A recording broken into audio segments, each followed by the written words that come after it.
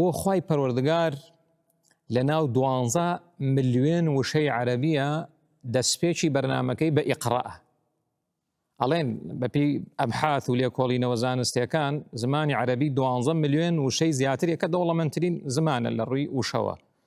بۆ خوای پەروەردگار لەناو مجتەمەعێکی جاهیلیە و لە عەسرێکی جاهیلیە و لەناو خەڵکێکی نەخوێنەوار و ئومیە دەستپێکی بەرنامەکەی لەناو 12 ملیۆنە ئیقڕاءە.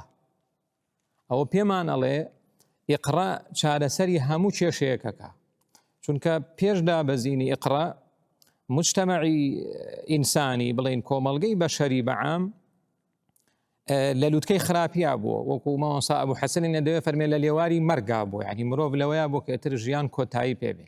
خوای پەروەردگار دەرگای ڕەحمەتی خۆی کردوتەوە لە موسڵمانان، ئەم دەرگای ڕەحمەتە بەچی دەست پێکا؟ بە ئیقڕا. ئەوە پێمان ئەڵێ کە بابەتی خوێندن و خوێنەواری زۆر گرنگە و دەست ئەی ئیقڕائیش لە مانگی ڕەمەزانە بوو.